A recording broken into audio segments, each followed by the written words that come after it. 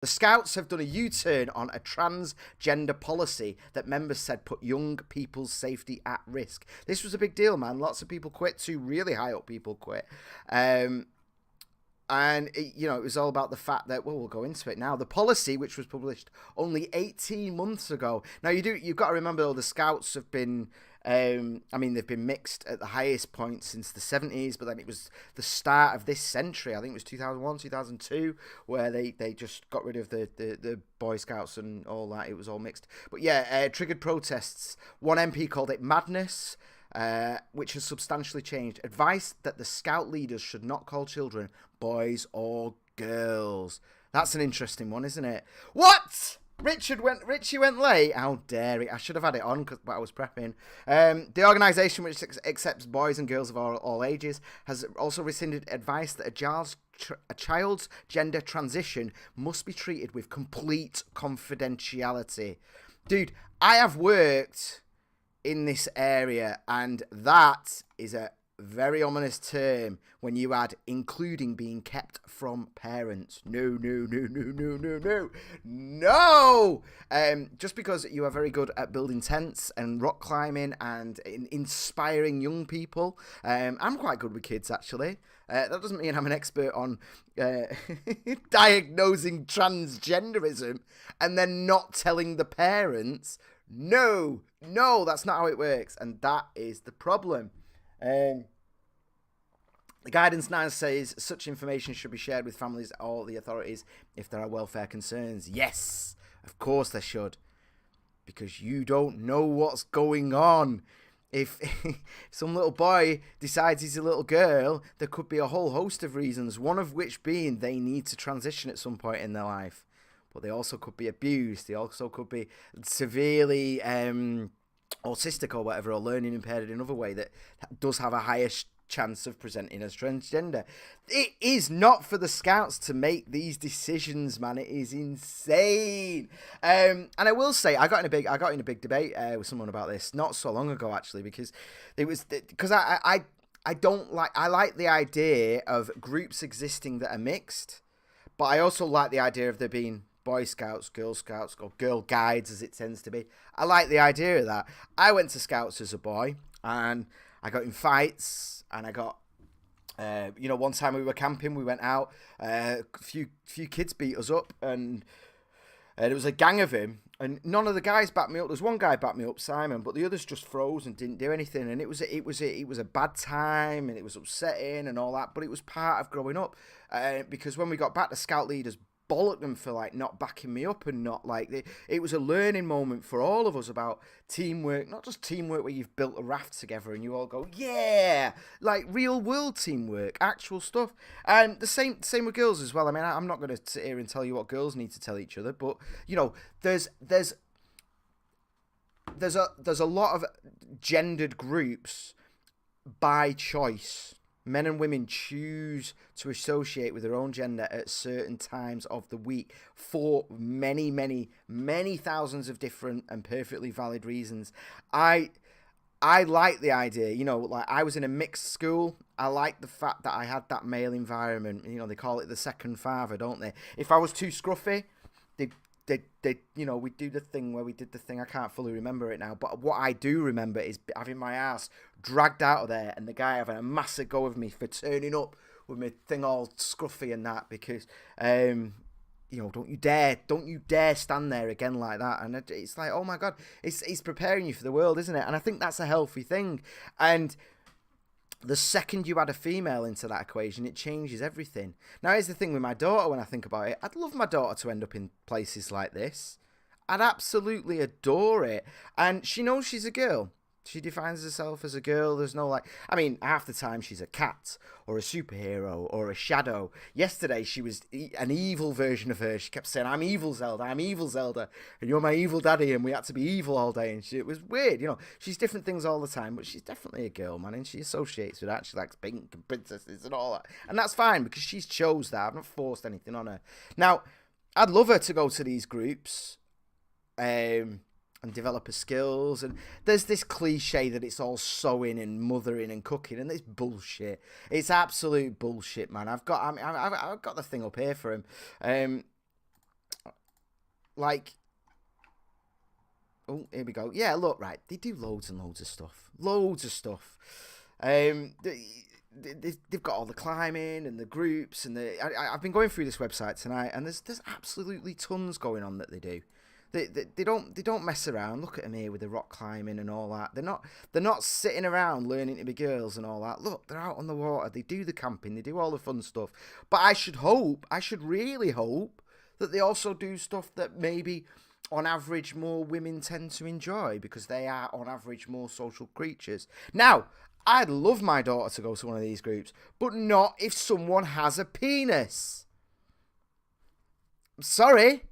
I don't want a 14-year-old girl who's very horny and coming and all that to be going off camping and spending nights, or going off on these day trips where there's cocks about.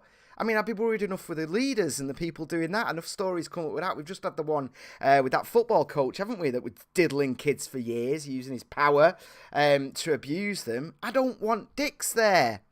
And here's the thing, man. I solidly believe true capitalist society, actual personal freedom, I should be able to have the choice, as should another parent. If they don't give a fuck, and they don't mind their 14, 15-year-old girl going off for a weekend surrounded by cocks, good for you. I think you're wrong. I think you're fucking stupid. You're going to end up with a pregnant kid, or worse, a raped kid, God knows what.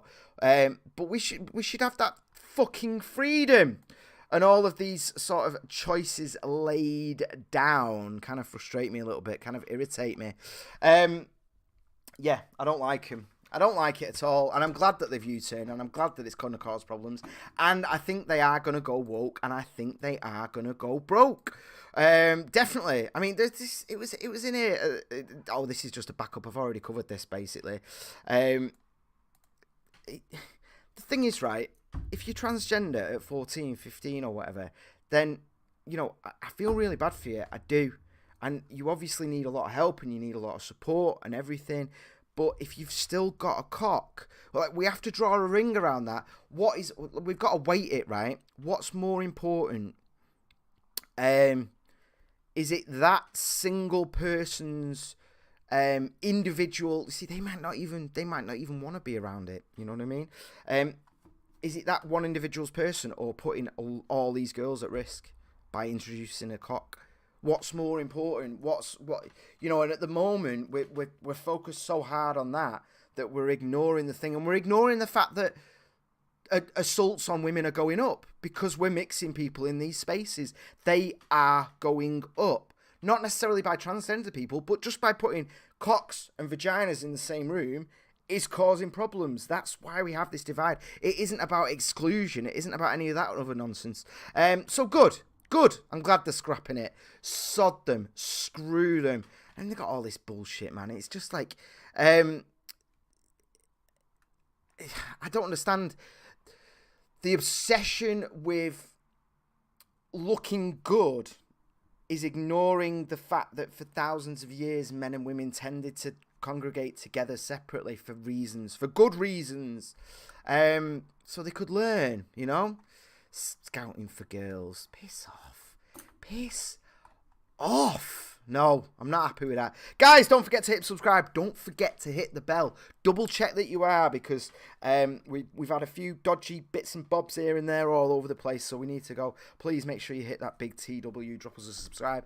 If we provide value to us as well, please consider dropping us a donation.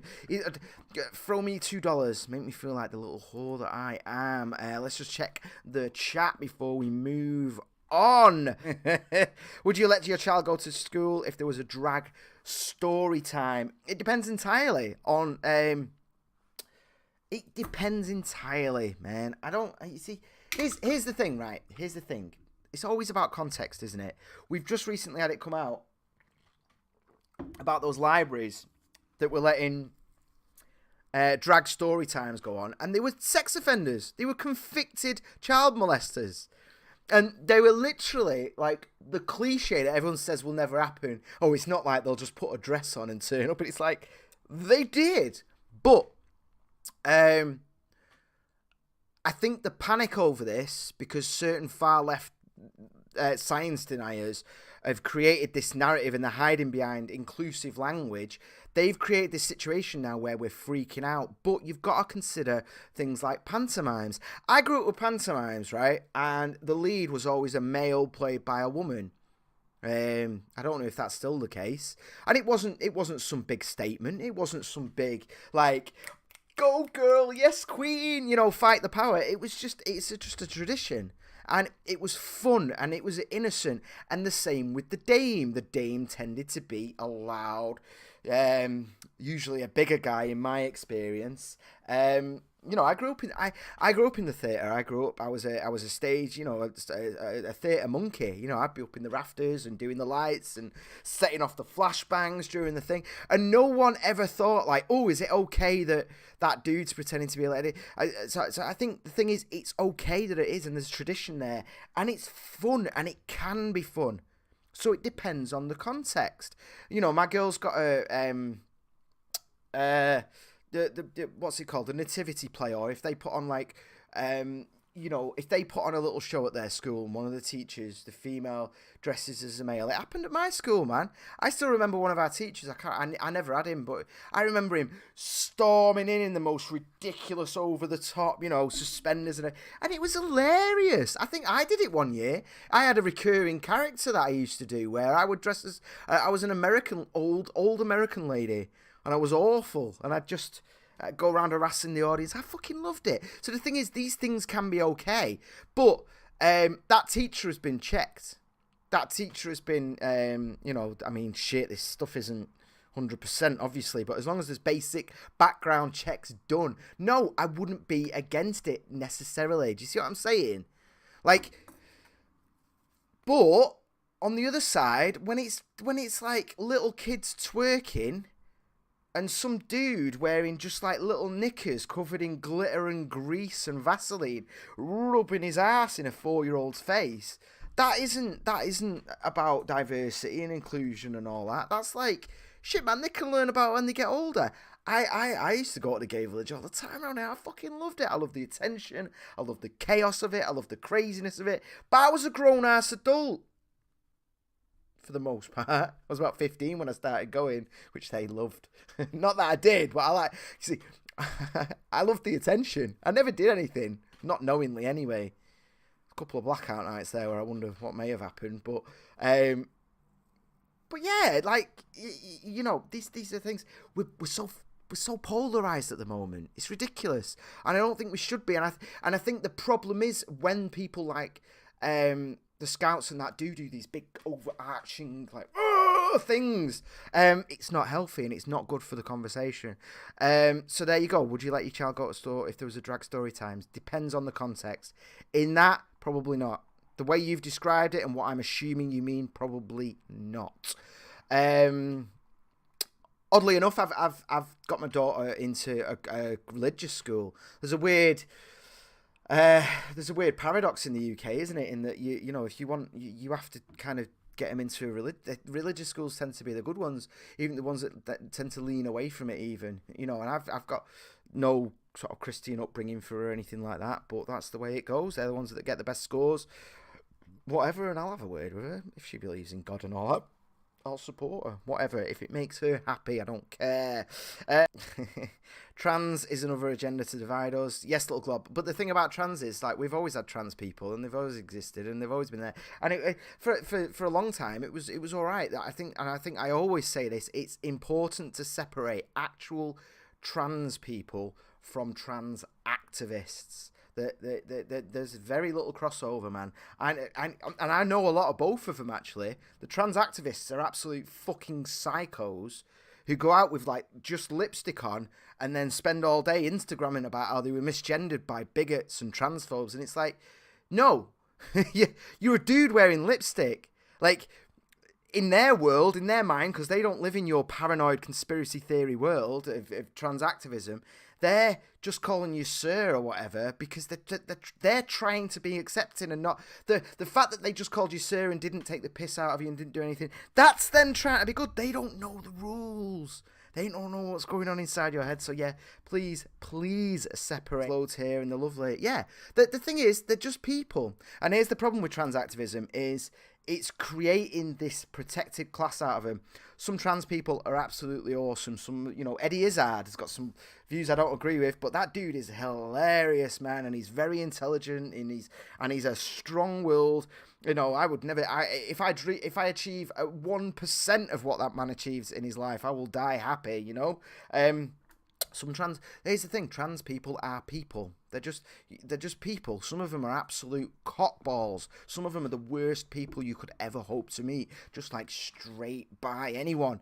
And here's the problem then. So if you then get in an argument or criticize a trans person, the activists will swing in and be like, transphobia, and it's like, no, they're a dick. I'm treating them as an individual. I actually have more respect for them as a human being than a trans activist could ever conceive of, because they can only view them through the lens of them being victims and oppressed. And it's like, no, I put them on the same level as me. I assume that they have a sense of humor. I assume that they have intelligence enough to follow what I'm saying. So I don't censor myself or adjust my language or adjust my point or soften it like I would a toddler. No, I talk to them as an adult human being. I start from a point of respect, and that's something trans activists do not understand. So when I call my trans friends trannies, which I do to their face with a smile, and it's fine. Hi, all my tranny friends, by the way. They call themselves tranny too, because it's funny. It's a fun word. It's just like the amount of gay friends that we call them. I call them cocksuckers and faggots, and they call themselves that and all this, and it's no big deal, because there's two groups. There's just and there's the silent majority that are just fucking getting on with their lives, and then there's this tiny minority of people who are just constantly poisoning the well and trying to be allies to minorities. And it's like, maybe those minorities don't need your allyship, because all you're doing is creating more problems, and you're creating it's why it always comes up on the show. It's why it always comes up, because they're just creating issues. That's all they do. They just make things worse all the time, every time. That's why Feminism is Cancer is such a good... Milo was way ahead of his time. It is a cancer, culturally speaking. Massively so. And it's a shame, man. It's a real shame. Anyway. Ooh.